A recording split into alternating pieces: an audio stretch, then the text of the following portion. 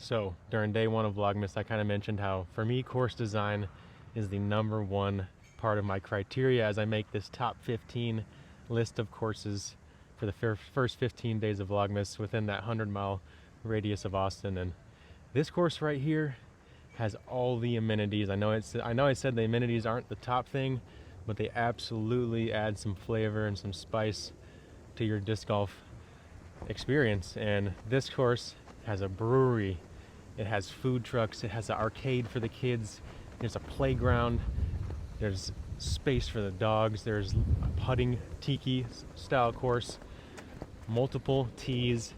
The amenities out here are as good as it gets in Austin disc golf. It was the host of the 2025 Disc Golf Pro Tour Elite Plus event. They opened at Austin. You know it, you love it. We're talking Sprinkle Valley, y'all. This is one of the newest and one of the most hyped, and for good reason, courses in the Austin area. And every time I come play it, it's getting closer and closer to getting to that #1 spot for me. Still a couple design things I'd like to see maybe kind of cleaned up, but for the most part, this course has all the shots, demands a lot out of you, and it makes you learn how to throw a slower disc here and there and make good decisions. So for day 2 of Vlogmas, let's check out Sprinkle Valley. So as I filmed yesterday's day 3 at a course that maybe you can guess in the comments what it was warm, sunny, mid-70s. I had a full shirt of sweat, and here we are the next day. 50 degrees is the high today, ripping 20+ mile per hour northern wind all day. Anytime you look up, I'm gonna be a meteorologist real quick. Anytime you look up and it looks like you're underwater looking up at the ocean and seeing the waves on top of you, it's probably not gonna be the best day for disc golf. It's gonna be cold, it's gonna be windy. We're gonna throw a couple breakfast balls here, Sprinkle Valley hole 1 long, before we let it rip. The infamous Sprinkle Valley triple mando. Little touch like this I actually love in the course. I think it's very memorable for those players who haven't maybe played out here before.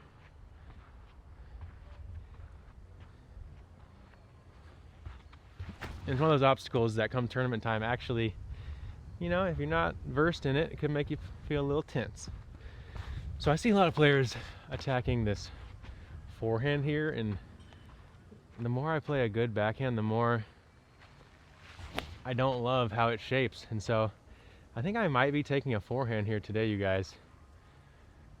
Kind of prepping myself for an improved game plan for next season's Open at Austin. All right, a couple breakfast balls. And here in a second, once these guys clear the landing zone, we're gonna let it rip. Hole 1 at Sprinkle Valley from that long box is gonna be 570 feet, a very specific par 4 through the triple mando, the Sprinkle Valley sign. You gotta get down before it doglegs right. If you're playing the backhand, you need to land it in a very specific spot to access some narrow windows into the multi-option approach. You'll also see players get cheeky with the right hand forehand under the sign, trying to kind of rise up above these juniper trees and crash down, even for an eagle look. I'm gonna bust out this Opto Glow Pioneer, moonshine, whatever. I'm gonna hit that low forehand, baby flex. This is my first time really trying the forehand, so I'm just gonna send it.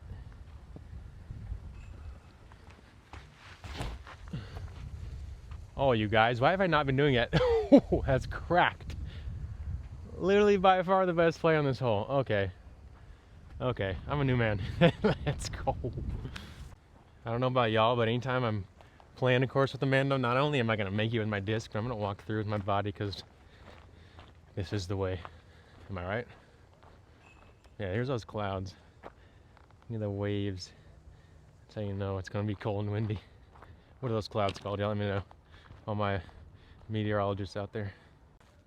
Okay, here we have a look at why I like to call it Scramble Valley, because you're gonna have some narrow windows, and it's a course that really accentuates how important it is to have forehand and backhand game. My mind is telling me go with that step out ultimate style forehand. But as I look at that line, maybe not the purest. I'm glad I took the time to step this way as well to see that this line is actually a really open and clean line, going with that backhand flippy faith.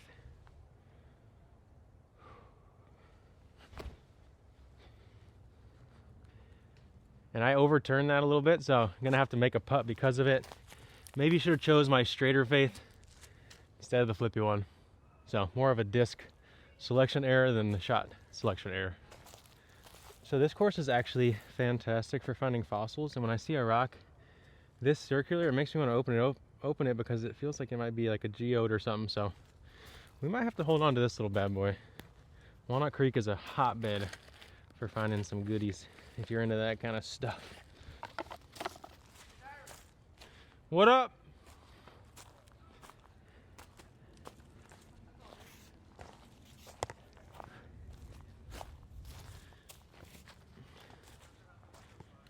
All right, right just outside the circle here. I don't see the whiskers anymore. Good, how you doing?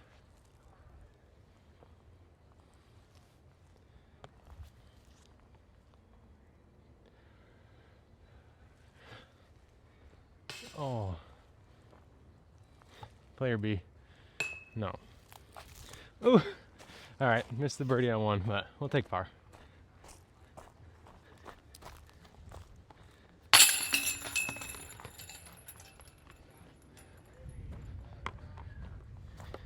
What up to my locals?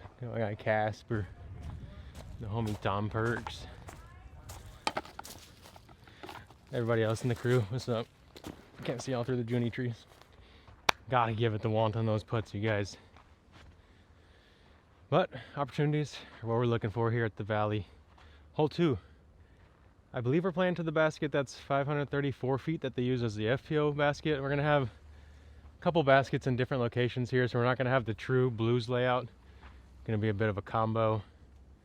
This hole moves from the left to the right gently, but you don't want too much play, especially on the ground. You want to be somewhere in the middle here. You can kind of take your short chip off the tee. I'm gonna go zone and just set myself up because I've been going with too fast of a disc on this hole and realizing that it's really all about being in the middle more so than getting a bunch of distance. Color shift zone, popping the forehand hyzer.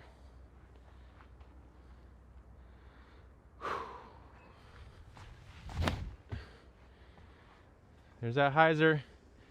And with the zone, I know I'm gonna get a mild skip, prioritizing being in the middle with some solid footwork, at least Sprinkle Valley solid, you know what I'm saying?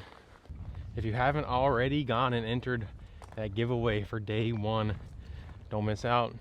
Literally getting free stuff for minimal effort. So good luck to everyone who's joined. Let's make sure we blow some of these companies up, let them know you need Connor O'Reilly on your team. And I forgot to mention, we're here at the home of Mint Discs right now. Sprinkle Valley. So I mentioned all these things. I forgot to mention there's a freaking pro shop with a whole Austin-based disc golf company here. Mint Disc does great work in the local community, helping grow the game and help maintain our amazing courses and our healthy disc golf scene that's continuing to get better. And they deserve the love that they get from the locals, and I hope to see them keep growing. And who knows, you know, maybe I'll be on the Mint Disc roster. You know, you guys go pester him, let him know, hey Zach, hey guy, Connor just wants a tour card and some entry fees, and he'll happily represent the crap out of you. That's right. Now you're seeing exactly why I chose the selection that I did. Smack dab in the middle here. And I'm just gonna go back to that same disc, use my faith as a marker. Play a standstill, forehand hyzer in, cut the hole in half, play the smart game out here at Sprinkle Valley, and it's really going to pay off.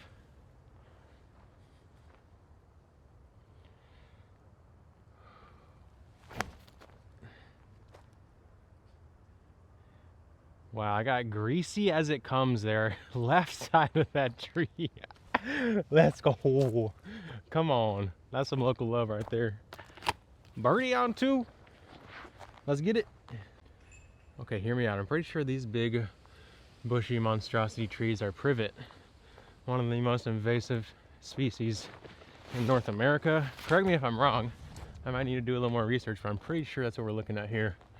And if so, I feel like if we just cleared all the dang privet off this whole property, I feel like we would have a little bit more of that leniency and a kind of a thin, rough cut on the edge, allowing us to now maybe make the course more repeatable and slightly more forgiving, but then maybe we can challenge it up by tucking some baskets here and there. And I think we'll be closer and closer to this course being my unanimous number one in Austin and in Texas. Because we know Austin's the best place to play disc golf in Texas. Come on, I'm sorry, y'all. Everyone else, y'all are amazing too.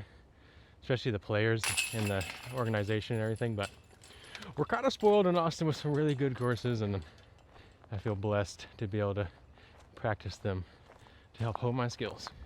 And yeah, that's right. I guess I'm just a snobby Austin guy like everyone else. No, I'm sorry. Maybe I should have cut all that out, you know. But then, am I being real? No, y'all want authenticity, so that's why you're here. You hear that? There is a gun range nearby, so don't be super alarmed if you hear something. But it's always good to be a little wary.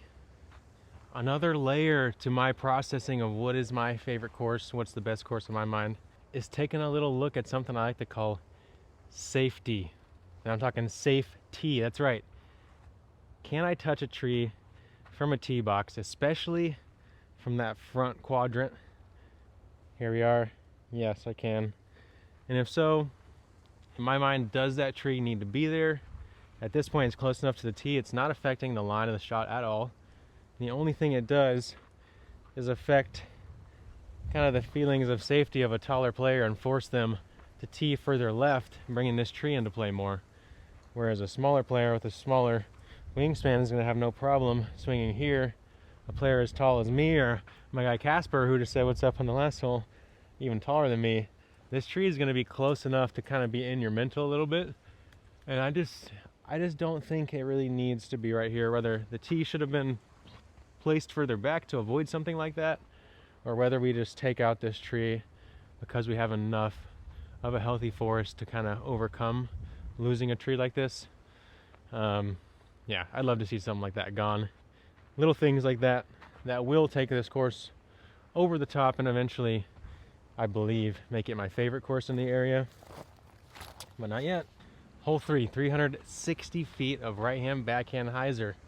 Tee from about a meter back is my strategy to avoid even thinking about that tree there, and make sure to maintain hyzer angle. It's easy to push this one long too fast, so take something overstable like a Firebird, pop it on some hyzer. I'm going to tee from off the tee in the back because it's kind of an awkward short run up for me. This tee's kind of always bugged me a little bit, as you guys probably know by now. And now that I think about the shot shape right here, it's kind of a Guy Bouillon, little nose up, floaty hyzer guy, hyzer flippy dippy. This for you, Guy.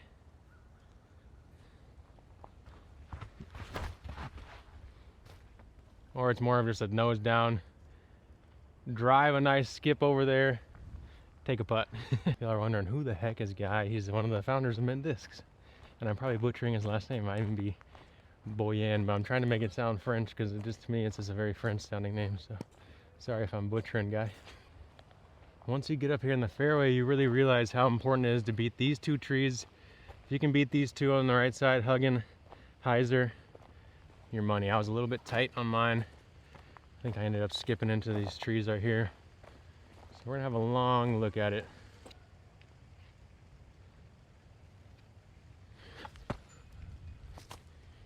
Oh, I sailed it. Now, whether you call it Sprinkle Valley, Straddle Valley, Scramble Valley, you're probably gonna have to do all three of them things out here while you play. Hopefully you don't have to sprinkle, whatever that means, but unless you're sprinkling birdies, then we're down. Not pars though, we don't like those. You gotta love the wooded tunnel, gentle turnover of hole 4, par 3. Definitely on the medium challenging side for the course. Right between a mid-range and a fairway driver for a lot of pro level players. 364 feet, quite a bit of ceiling to work with. Today's wind coming at us. Gonna make my normal MD3 play feel a little bit tougher to get, but I just love how it holds the shape, and we're pretty protected down here by the creek, so I'm not gonna overread the wind. I'm just gonna stick with my normal selection here.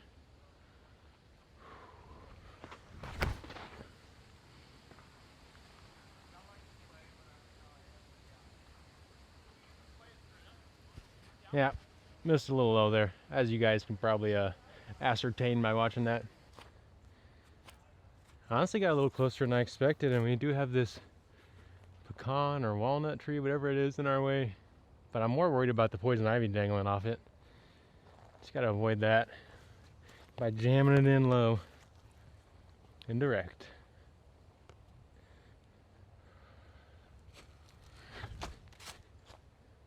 Oh, I was so close to touching the poison ivy. Life flashed before my eyes there. Well, it's getting pretty good off the top here, but having the confidence to make these is what can really inspire you to make some C2 putts by not being afraid.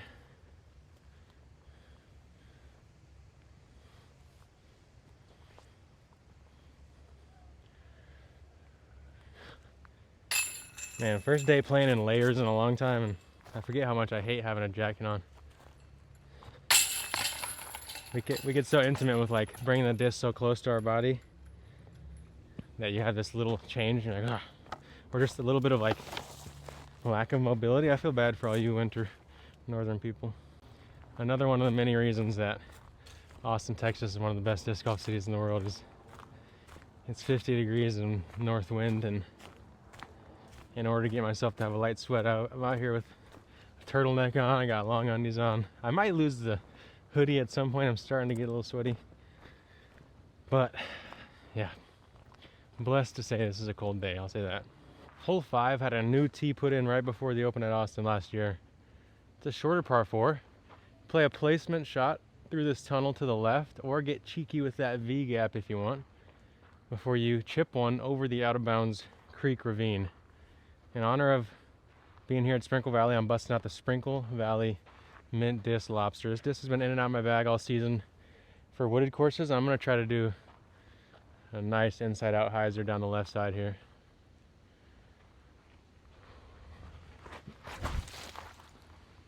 No way. That's the reward I get for playing my lobster. Going MD3 next time. Alright, you guys. You can see the basket way down over there. And this is going to be a tough save if we want something.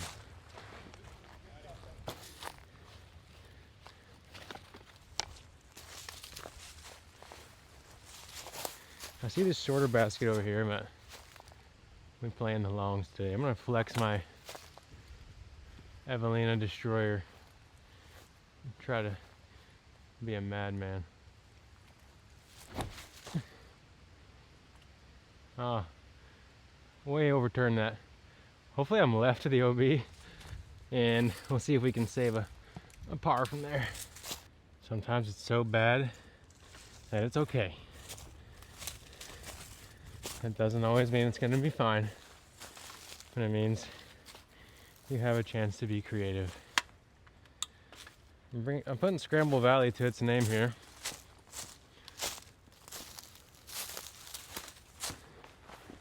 And this is going to be a tricky save, to say the least, y'all.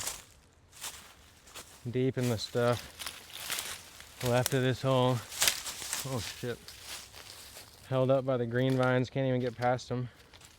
This thing is 100 years old, older than my ancestors. Luckily this stick is dead and unattached, so I can move that. And now I can address my awful wyvern myself. When in doubt, bust the hatchet out has always been a good motto of mine in these crappy situations. And I think I'm gonna go, I'm gonna throw this high Little tomahawk baby thing. Tomahawk baby thing. All day. We got a putt. We got a putt. Not sure what kind of shot shape that was. Tomahawk baby things. New shot shape. Left side of this green has a bunch of these little jaily windows. Super tough, but definitely doable. Ah, oh, so awkward.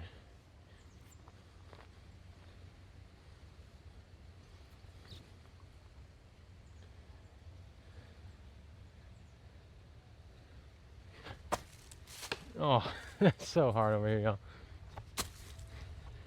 Oh, that's the tough thing about this hole. There's out of bounds here on the right as you approach, but there's these tiny windows on the left, making it really difficult to make your putts.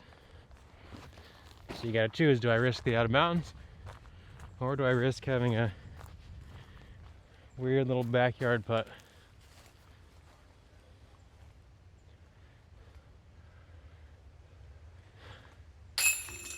And first bogey of the round. Took a 5-on-5. You hate to see it, especially when you try to plug the home company's disc on the tee and the course just sends you. That's all me though. Use your air. To be fair, if I beat that tiny last little ceiling branch that I hit, I was gonna have thrown a disgusting shot right there.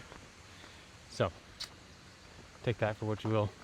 I hypothetically almost threw good. Hole 6, a 320-foot right-hand backhand turnover. One of the more fun par 3s to throw out here, in my opinion. You got this thick corner on the right, obviously, to beat, but there's a bunker of 3 or 4 trees there in the middle that are really the main obstacle that you're going to see thwart players' success here. Try to be just right of it, holding turn with a disc like the Envy. Another one out of the MVP family that it belongs to. Might as well throw a holy shot in for my guy JC. I look at Envy.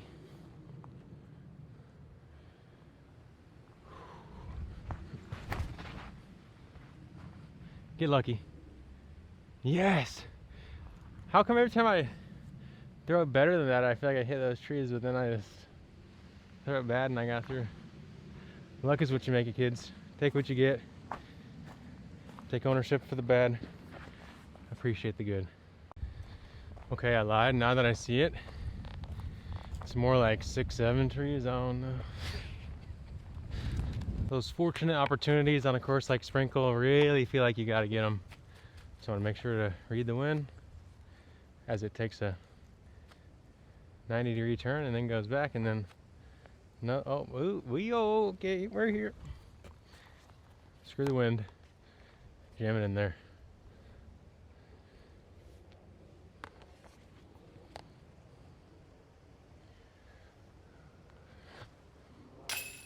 Wow. Oh!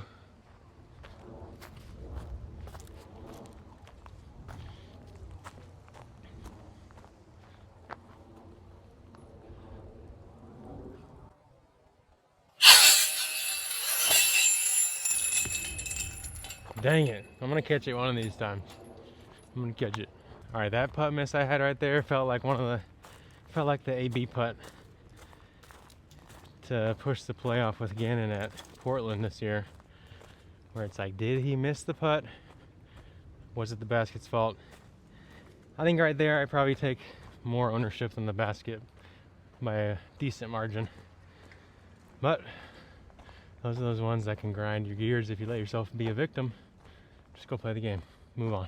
You know, there's positives and negatives to anything that happens in life, and I think it's always important to try to focus on those positives. A little thing like, you know, I'm like, oh man, I hate playing in layers. Sucks to have to play my first cold round of the off season. But the same deal, I'm not sitting here swatting mosquitoes away, because them guys is hibernating now. And so, you know, there's always positives to go with negatives for the most part. Here and there, stuff just sucks. Come on. Hole 7 does not suck. It might make you feel like you suck because it can be pretty tough. 640 feet of dual option tee shot here. You got a left side and a right side gap. Right side a little more narrow initially, widens up as you get to the landing zone. Vice versa, left side, a little more open initially, narrows up into that landing zone or through that tunnel right before you get to the landing zone. I like the left side, stare it down with the forehand. I like throwing quite a bit of hyzer on one of my straighter overstable 9 speeds to get it to pop up a little bit. And then I'm trying to skip as far right as possible because there's some good approach windows over there. Opto Pioneer, heap of hyzer.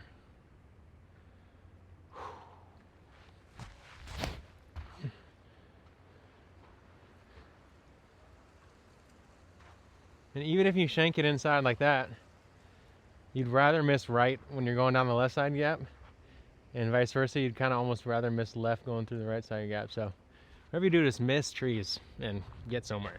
Okay, here's the deal. I gotta get in there. I don't want to put the camera back behind because you're not gonna be able to see a single thing.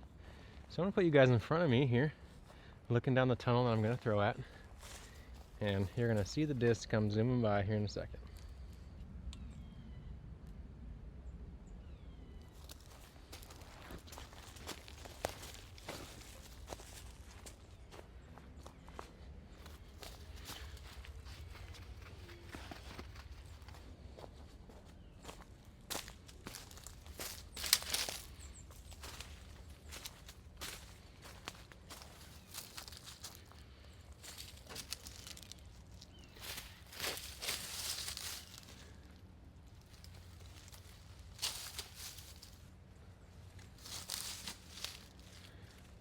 Now in time out here at Sprinkle Valley, forehand roller is going to save you a lot of strokes.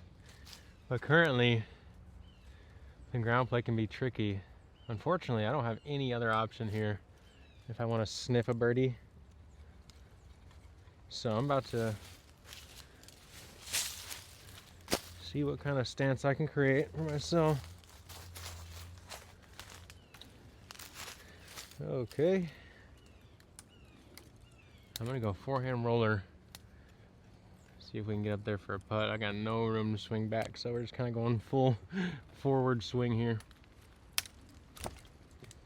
No, that dang little tree. Hit something. Hit a house. Uh-oh. I call it the multiplier. Once you choose one forehand roller, your likelihood of having to throw another on the next shot just went up probably 50%. Just real math. Pretty rough spot to only be 75 feet from the basket, and like I said, probably have to throw another forehand roller. So let's just grab that Pioneer again. We're on the train. I guess we ain't getting off for now. Not till we get up to the green there.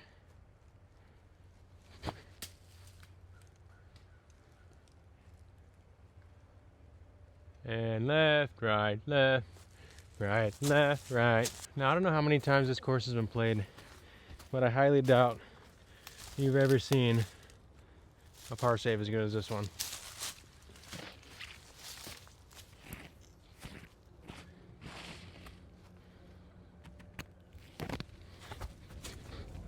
Oh!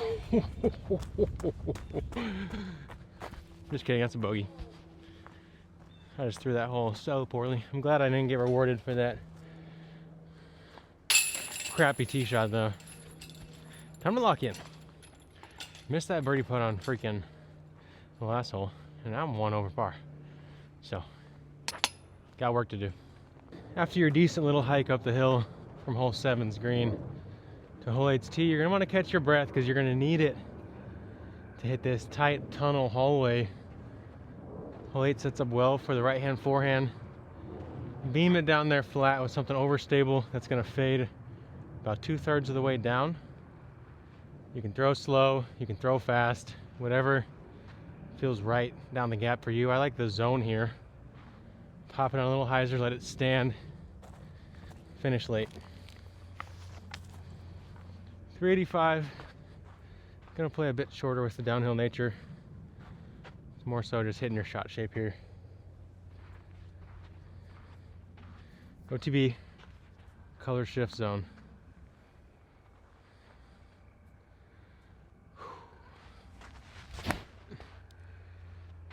Finish, jump, go. Well, let's see if my conservative choice paid off. Hit the gap and got down there, so I guess it did anyways. But let's see how the speed checked up.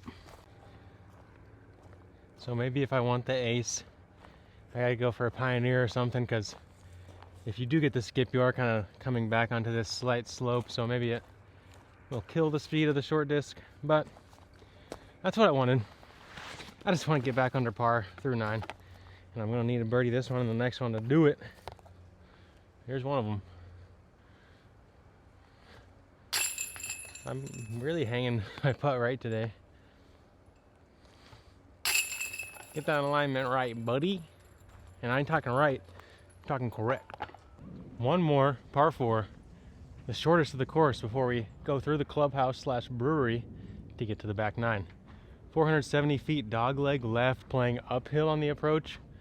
The landing zone's maybe the size of this tee box here. You gotta hit it high through this gap, fade it left, put it in the spot. I'm going over stable 9-speed Firebird here.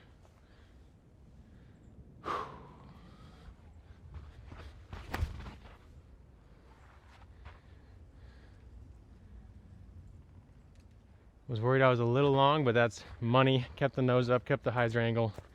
We should be looking at it. Maybe a little bit right, but we'll see.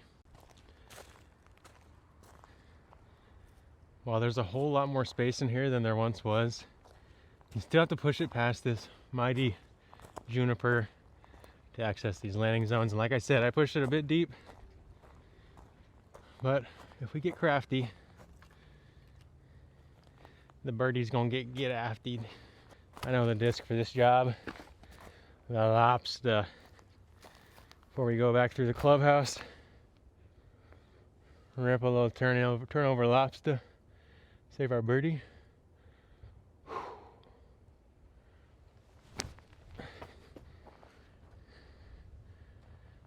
All right, we got a putt. It's all you can ask for. And that's why I like the lobster, for certain turnaround shots or finesse shots I need to hold right. Here you can get a look at that elevation change from the bottom of the landing zone up to the baskets, maybe 20 feet, 25 feet, but it's definitely enough to make a difference.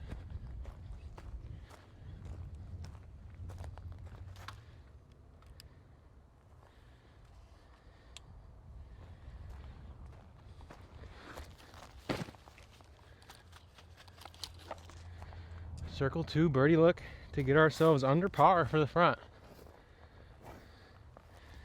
Really got to go to that ante window, looks like. I'm ready to go take this hoodie off. I'm sweating, y'all.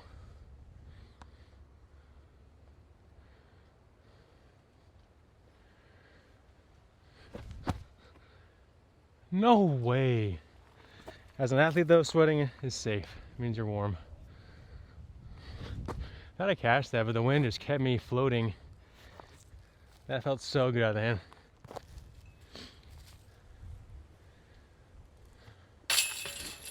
All right, that's it for the front 9. Let's go take this hoodie off. We'll see you on the back. Superman. Like most good disc golf courses, we're right across the street from the biggest landfill in the city. They're actually building this big concert dome right now. Probably gonna be a cool thing. And there you are, Austin Beer Works with the mint discs pro shop. Pretty cool thing here. As you pay your $5, hit your waiver to play the round out here. That's right, only $5 to play one of the best courses in the state, a course on the Disc Golf Pro Tour. You also get a $5 waiver to get a beverage. So you're literally paying, the round pays for itself if you'd like to get you a bevy. And here we are on the back 9. You've just got your food, you got your drink, you said what's up to the wife and kids playing on the playscape, whatever it might be, and now we're ready to conquer the back. Hole 10, one of my favorites, right there in front of you, tantalizing you to try to ace it. I just kind of reposted one of my aces I had, or hole-in-ones I should say, that I had my second shot ace. So I call those hole-in-ones. While practicing for the Open at Austin this year, where Luke tells me, get out the way. So, whatever day I posted that on Instagram, that's what day I'm filming, so y'all do the math. I'm going back to that same mold with the Luna, this time throwing that Pokemon 151 Pokeball style die. All original 151 Pokemon hidden in here, rainbow style, thanks to my guy Zane Wim. You can always find him in the description below. Go check towards the bottom, you'll see how to contact Zane to get some sweet disc dies. Ones that do stuff like this. Lunar laser lines.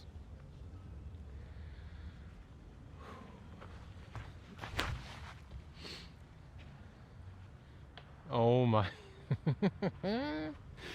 Y'all, I turned it just barely. I'm gonna throw another one with the faith just for funsies, because this hole is one of those unload your bag style holes. Yeah, I'm a little flat on my release, seems like, but it was consistent. And now we gotta go chip in an approach maybe. Kind of long jumper range, but I think I got that. I'm gonna send it.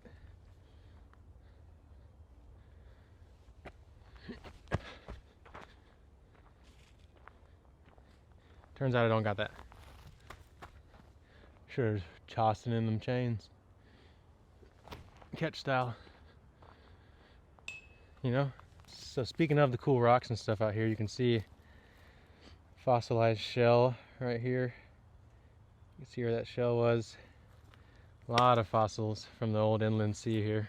That's right, if you didn't know, millions of years ago, everything between the Rockies and Appalachians was literally a shallow inland sea, kind of passing through all of North America. So the more you know. I feel like we lost a tree here or something. Y'all tell me, what's different about this green? Something feels wrong.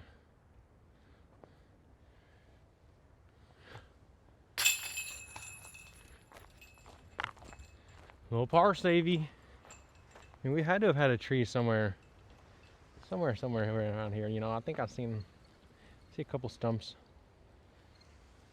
Looks different to me though. I'm not exactly sure if it was purposeful to have hole 11 kind of mirror the tee shot of hole 2 in a way, or not mirror it, but resemble it.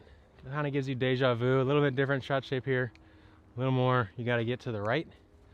I'm gonna play an overstable 9-speed in this Pioneer. Make sure I hit hyzer, looking for some big skip to set myself up for the over the field shot into this par 5's green. This was a change right before the Open at Austin from the straighter pin location, par 4, to a pretty crazy location out there in the field, which really pushed the upper level of players to have comfort in their distance and accuracy. I like the change. I'd still like to see some kind of a better safe play on this hole for the second shot if you're not going to go straight for it. Whether that's moving that out of bounds line halfway between the railroad ties and that tree line, just maybe 6 to 9 feet over to the right. I think all of a sudden this hole to me would be chef's keys. Chalk. Getting clammy. Okay, Glow Pioneer. Looking for some ground play.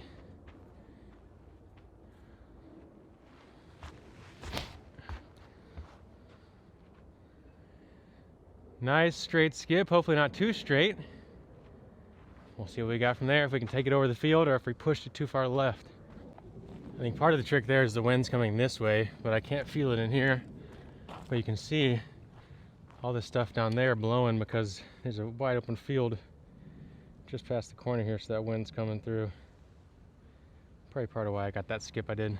Okay, here's that big decision time, and when you have a big decision to make, that Bushnell rangefinder is going to come in super handy.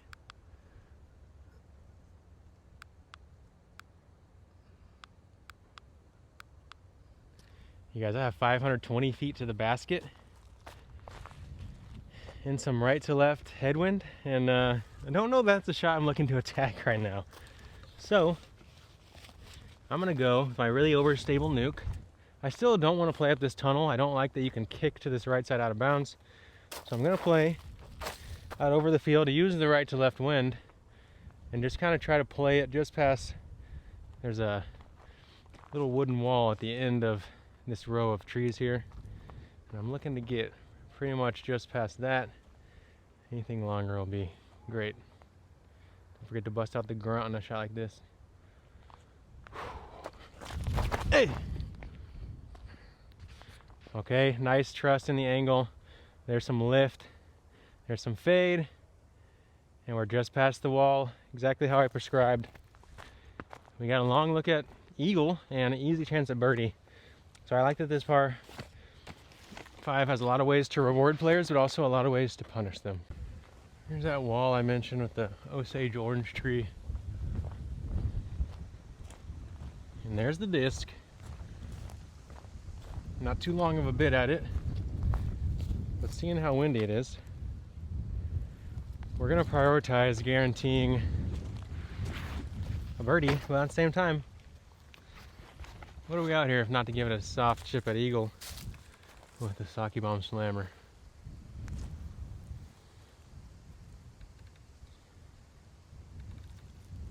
Shots like this is exactly why I bagged this disc. Drop! Oh, just over the top there. That was a pretty good bid though, I was happy with it. The wind will eat up a nice deep dish disc like the Sake Bomb Slammer, but it has enough stability that it's always gonna fade. And I love the distance control I get out of it. Not sure how good this mic is blocking out this ripping wind, but it's here.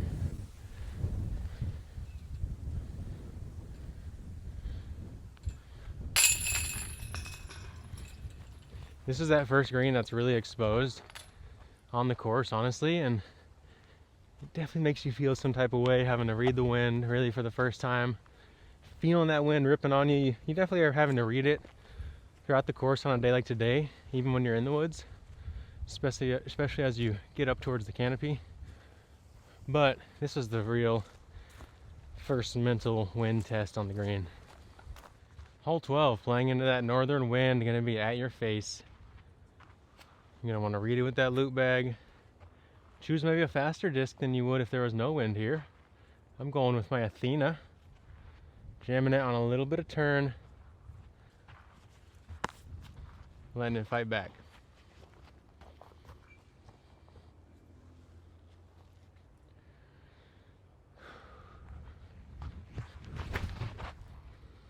There's that little bit of turn.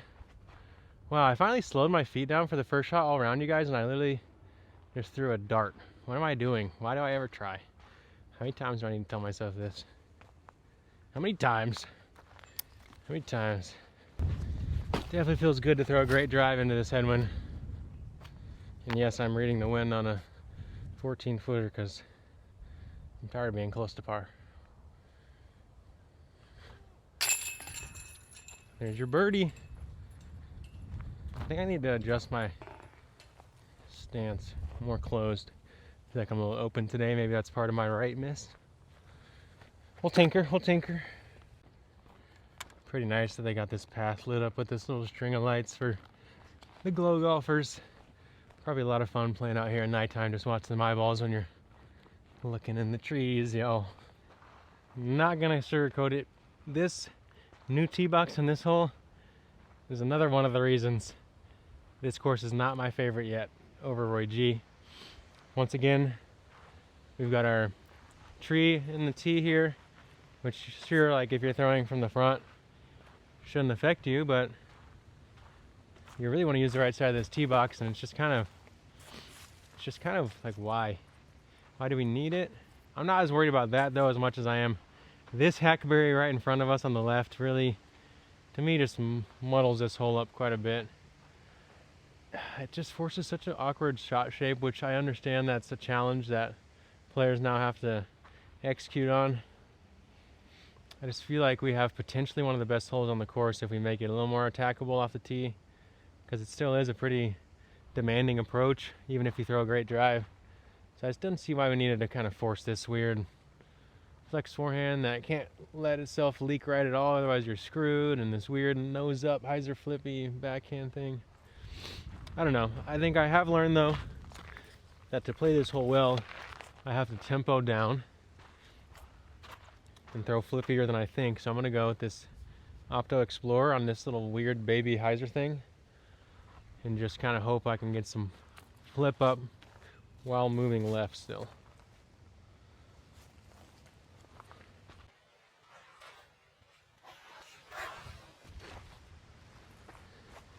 And I mean, I just pured the actual shot shape. It just feels so confined and like crunched up. I don't know how to describe it.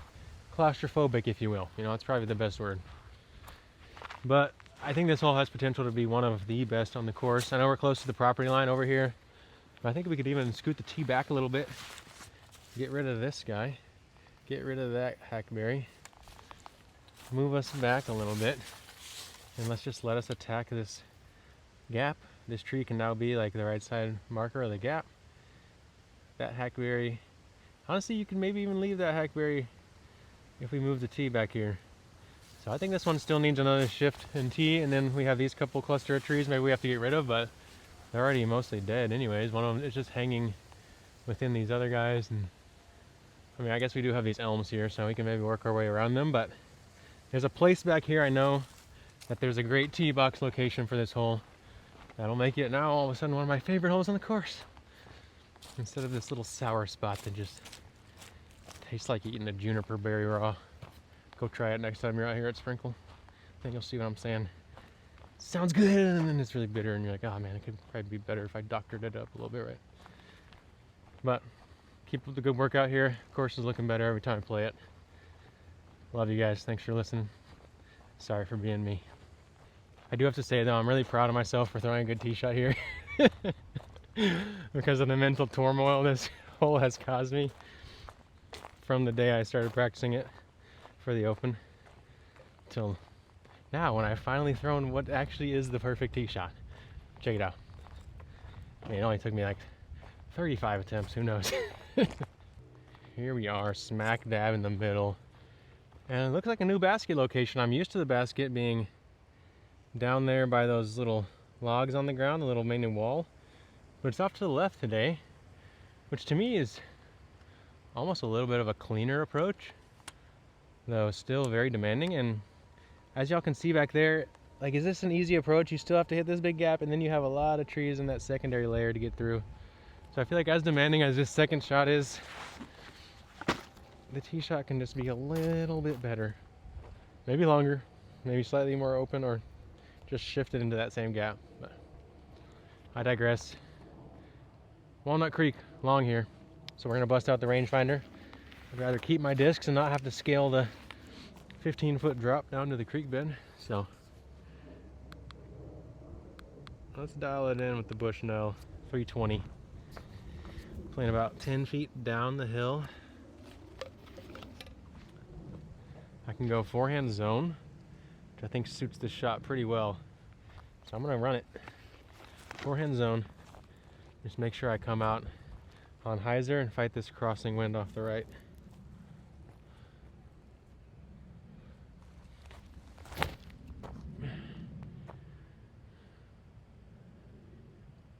Oh, I mean, I don't know how much better you can play it than that, you guys. New pin location. Who dis? I finally threw this freaking tee shot, thanks to the legend, best explorer ever. So I've mentioned about patience during this Vlogmas already, and how great that can be for your score, especially on a demanding course like Sprinkle Valley. I've been patient, keep trying to make little micro adjustments to playing better, throwing more kind of where I want it to go instead of feeling like my timing's off like I have most of the beginning of this round. And now, all of a sudden, when I come tap in this birdie, I'm gonna be 3 down on a demanding day, conditions-wise. First actual having to play in layers day in a long time, so I think a lot of players, there's some flex start going on right now out here. I'd wager a lot of those players are having a harder time playing today than they would have yesterday if they played that flex start. Either way, you stay patient, you keep attacking each shot. You never know what the outcome will end up until you get there, so keep on chugging. 3 down. Turkey, you see that turkey feather, turkey tail feather? There's a reason it's on the bag. Because if we don't get a turkey every round, we're gonna die trying. Speaking of Turk, this plant right here is called Turk's Cap, otherwise known as a certain type of mallow. And actually the whole plant is edible. The flowers, that one's a little further along than you like to eat them at. But the little stamen actually is kind of sweet. Hold on. Maybe that's how you want to eat them. Hold on, that's way better than the first one I ever had. First one I had tasted like a cucumber, but that one was like a sweet cucumber. Turk's Cap. Providing. Hold up now, I'm looking for the most stamen. This is a different pin location for this hole than I'm used to playing. One that's straight off to the left there. This one's just short and right. And when I played here the other day, I didn't see a basket left, so I think we're playing this one to the right right now. Like a putter turnover. I'm gonna go with the Luna. Not sure why I have Envy in my hand. This one's kind of like an ace run setup right now. Probably the easiest hole in the course in this layout. 151 Luna, air to chains.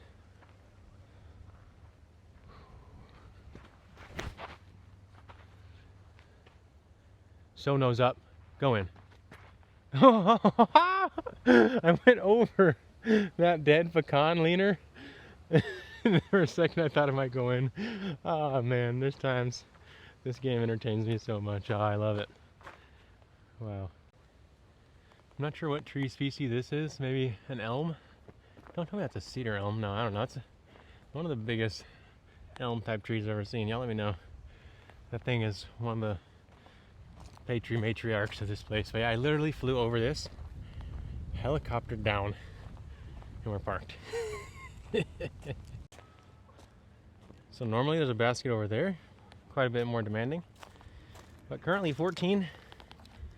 It's plain simple. What's up, y'all? See your favorite on there? Let me know. Razor's at. Is it this miscolored golem? He must have been tired at this point. Say he took 11 hours on this. Woo! What good work.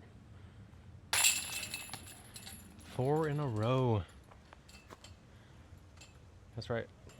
In the par 4 15th, we're gonna get our first triple option off the tee, if you will. We got this left side. Probably the most played gap by the locals, I'd say. At least definitely my preferred. This straight line is definitely there, though the most narrow. And there's also this right side hyzer. Probably the biggest gap, though if you miss right, it ain't gonna be pretty.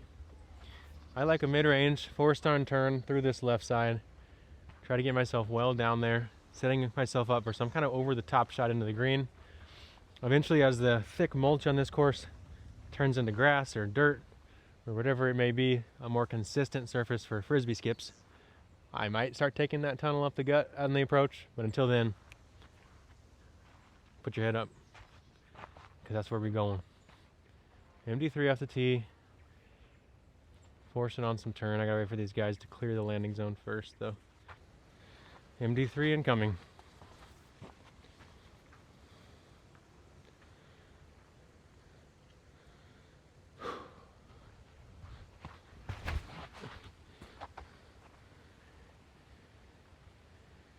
Oh, a little late on the release. Kicked over to the right. As long as I don't have a tree in my swing, I feel good about attacking the second shot. Okay, don't have a tree in the swing. And we got a spike hyzer. We got some wind coming at us, so take that into consideration. I'm just gonna rip it, y'all. Avoid poking my eye on this young mesquite branch over here.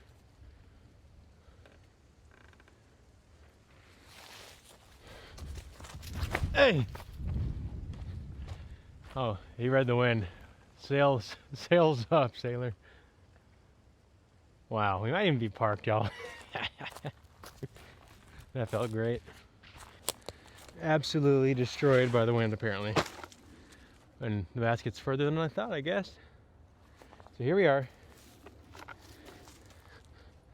Not much option. Unless I can somehow airbend a forehand faith in there. Let's try it. Don't have enough ceiling to really mess it up too bad, I feel like, so what's the worst that can happen? Ooh. It was worth a try. Or maybe I could have gone skip shot. What do you think? Definitely. That poor tree just got hit by a Nuco S for no reason. I'm sorry, bro. Definitely that takes 2 good shots to score on this one. And looking back, the mulch seems better now than it once was. I feel like you can start to play for those skips now. Let me know, how consistent has the skip been for you if that's been your play? Maybe I'll switch. If it's windy. If not, bust the hyzer out. Hole 16, our last par 4 of the track. 650 footer, out of bounds, surrounding, coming out of this wooded tunnel back into the pasture land that creates the last 3 holes. Today we have ripping headwind. making me not want to play my roller play that I normally like. So I'm just going to take a basic mid-range turnover with this MD3 and just get myself somewhere out there. Honestly, I'm even just going to go chip forehand today. Get myself out there, set up a hyzer into the green. I'm going to go Pioneer.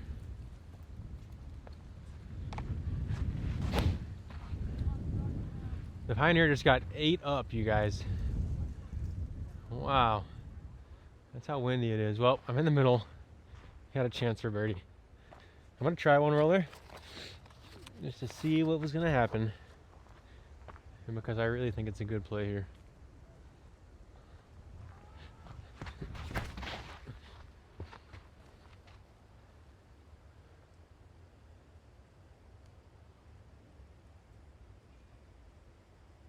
I think it curled up right too fast, got gobbled up, but hopefully it's not in the long grass. We'll find it. Pretty windy approach left, and I got a lot of tree to work around, but fortunately the wind is gonna help me swing the hyzer over late in the flight. I'm gonna go justice on this one.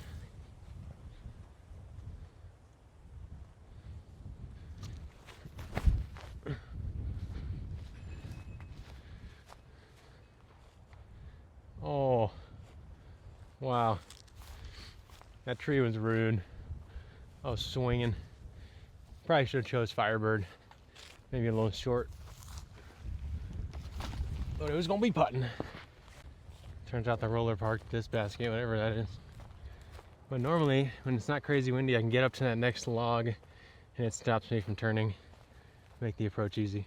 And maybe I'm just drunk on the roller because I put it past this tree one time and I really want to get it 2 here. But like I said, the way this wall comes back into play, once you clear a lot of distance, definitely a good play if you're confident and the wind's down. I caught these last limbs swinging in. I was going to be a little bit left, looks like. So, who knows if it would have found out of bounds or just been like a 45-footer best case, looks like. Not much of a decision from here if you're playing in a tournament. Oh, and you're filming for Vlogmas. You just gotta run it.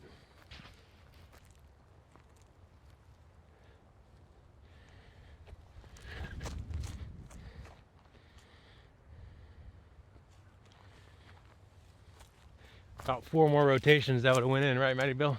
I do enjoy the slightly built up green here for those players who are a little bit short. Gives them a little bit more cause to pause. Makes you have more mental fortitude. That's the name of the game, ain't it? String from the left hip to the chain you want. Fire on that string and you can never miss. So, a hole like 17 to me is part of where aesthetic appeal matters a lot. It does have aesthetics. It's got the cool wall. It's got a nice tee pad. You got the link style grass cuts. You got the flag banners back there. The elk horns to add a little homey touch, because apparently there's elk that roam around here, and probably none with a rack like that. But anyways, you have all these little things, but then here I am trying to set my camera up and find a place where I can actually make this hole look good. And unfortunately, I'm finding trouble doing that because of the lack of visibility. I think little things just like limbing up these little sucker limbs on this cedar elm here. Maybe even taking off these lowest 2 branches and these suckers and just keeping this window here really clean so that people can get a good view from there.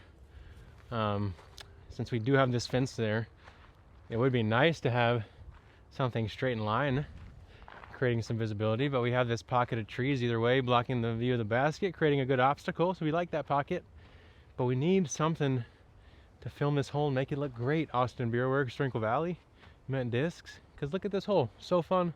This is your viral reels hole. I mean, there's other holes on the course that do it. 10 is definitely one of them, being visible and beautiful, and but the visibility, right? That's what I'm asking for.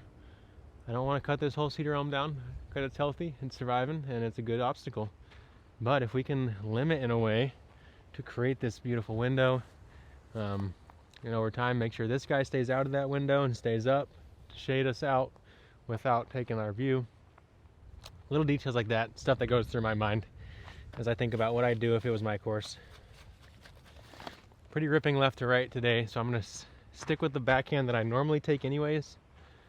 And I'm going to go Firebird just to make sure that justice doesn't get sucked out of the air too quick.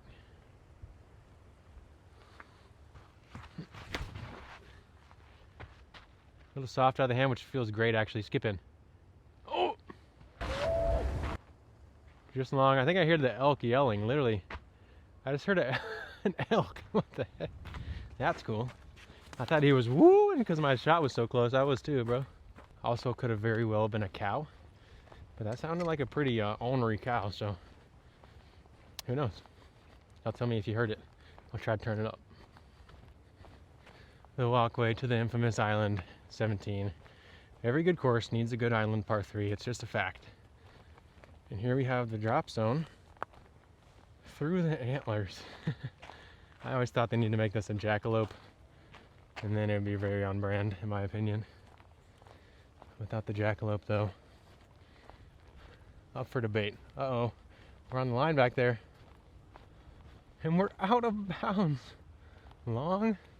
That's what I get for choosing a 9 speed. It's a justice shot for me. Well, I'm going to set you guys up, catch cam. Let's try to knock down the DZ putt. It's a game of inches, kids. Turns out it was kind of a tailwind too, so I guess I misread that.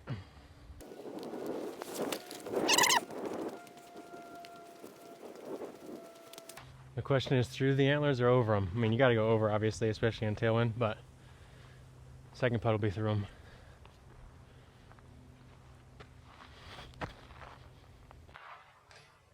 Oh! Oh my God. I don't even know how you do through him though. Without missing low in the tailwind. Math ain't mathin'. Not gonna lie, I had the thought in my head you should maybe go Justice, buddy, because I think that's your comfortable disc here. Instead, a bogey greeted me. And now I need a birdie 18 to get back to 4. So why not? We are at the site of one of the holes that claimed more souls than most holes in the course of the Disc Golf Pro Tour history. And that's hole 18, Sprinkle Valley, the par 5. Was once a double island, currently just playing as a single island. You got to clear to the fairway island there. That's going to snake all the way up to the basket. However, during the tournament, you had to play from the bottom of the stairs way up there that you're hoping to put your second shot in front of. And you had to clear, either land inbounds on the island or have flown over the island to advance to the drop zone putting green.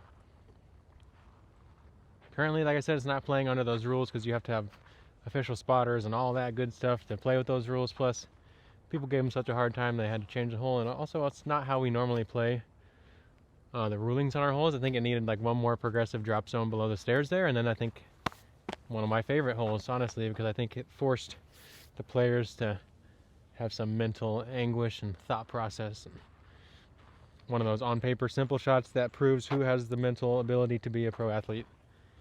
So I like what they did with it. I just don't think we were quite ready just to play a hole differently than we play our normal rules in an Elite Plus. But that was in the past, and all we can do is move on. Stable nuke, jam a hyzer short of the paintball bunker, paintball barrier, and then spike in the second.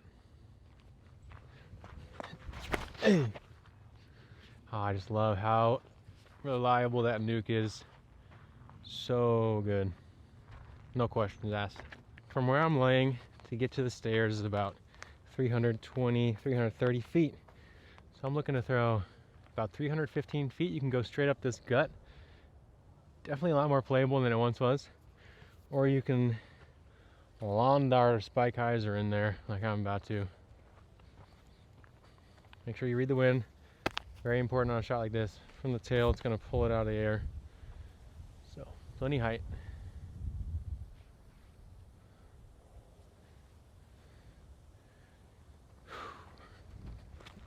Hey.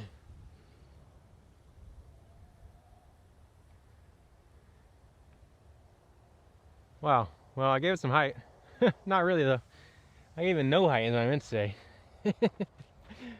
Oh man. We're gonna have to scramble one from there. Maybe standstill forehand, but we definitely still have that window looking at the green.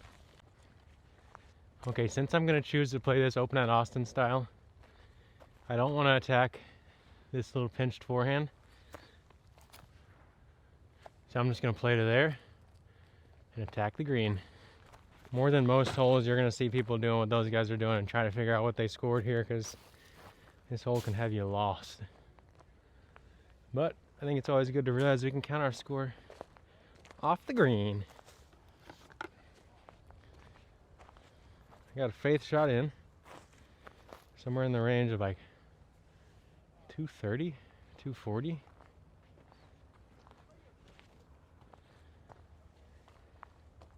Wind's gonna want to smash it down.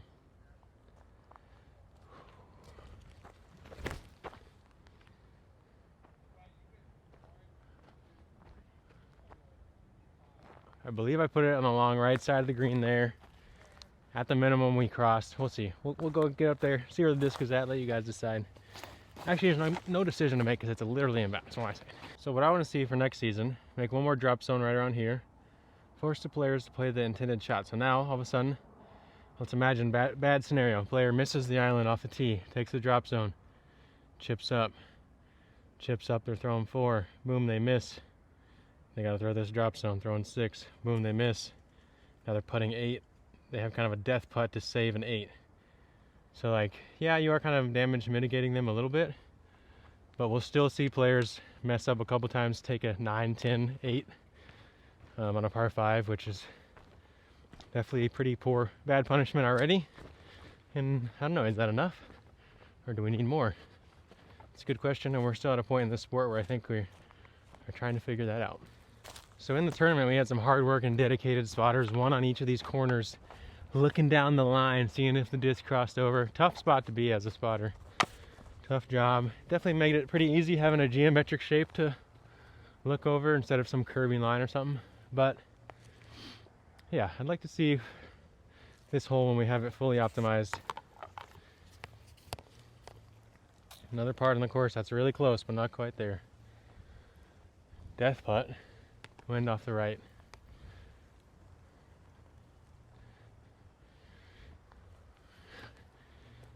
Oh, but I was thinking death don't exist in the chains. It exists on the band though. No, it doesn't. It exists when you airball. Oh, you guys, I wanted that one. Instead, I leaked another bogey. Bogey finish, bringing me back to 2 down here at Sprinkle Valley. First day playing in some layers in a while. Had the hand warmers going, you know. It's Texas boy. Trust me, Texas problems. You know, it sounds glamorous, but you know, it's real stuff. I'm trying to be warm, trying to be loose. Nobody likes playing in layers, but everybody likes playing Sprinkle Valley, and are going to continue to as it grows as a course. Big thanks to Discs, Austin Beer Works, and everyone who spent their blood, sweat, and tears, because we know this course has pricked many people to blood, helping this place get ready for the tournaments that they've had and helping it grow to what it will be. Thanks you guys for watching day 2 of Vlogmas. Don't forget to like and subscribe. Share this if you liked it. Maybe tell someone, hey, we got to go check out Sprinkle Valley. Look how bad Connor played the front 9. You know, you can do better than him. See you tomorrow.